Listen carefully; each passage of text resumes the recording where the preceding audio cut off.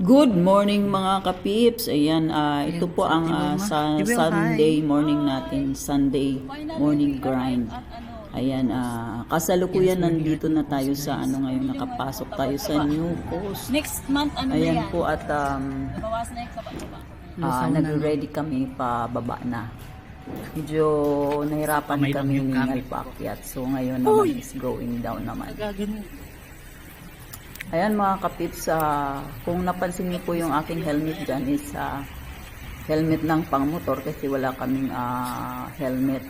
So nag-rent lang kami dun sa labasan. Pagka, limbawa gusto nyong mag-bike, pumunta kayo ng Boracay.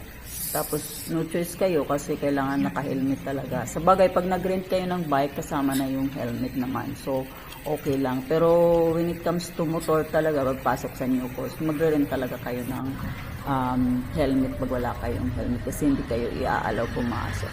So ayan nga guys, nakapasok na tayo sa new post. We are now going down to Keyhole.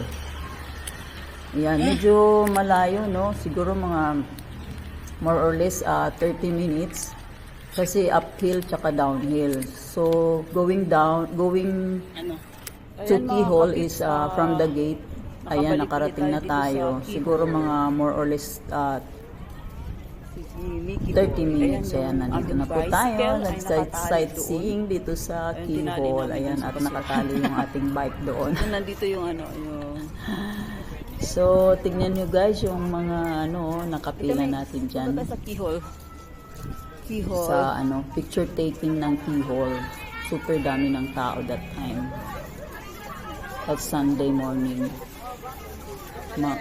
Nakarating kami doon mga 11 siguro kasi dumaan pa kami ng ayan mga kapips, tignan mo naman ang haba ng Keyhole, ang haba ng sa pila. video Ayan po yung mga dating magpapapicture dito sa Keyhole. Spider House. Ayan, So next yung Keyhole po natin ay content ko yun, ipapakita ko sa inyo.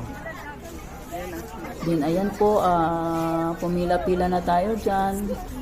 Si Miggy at gusto niyang magpa-picture. Yan ang Keyhole. For souvenir. Para sa siya. So, masarap mag-bike. So, guys, kung mga kapips, kung kayo po ay pupunta ng Boracay at you want to go for a ride at kailangan nyo ng kasama, message nyo lang po ako, sasamahan ko kayo basta Saturday and Sunday lang ang pwede.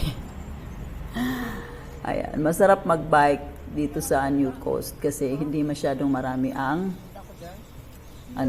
sasakyan. Tsaka dito sa Boracay talaga hindi ganun kadami ang sasakyan. Very limited, puro e-trike lang. So ayan guys, paakyat na kami, pabalik na. Medyo hiningal kami dahil nahirapan kami paakyat. Kailangan naming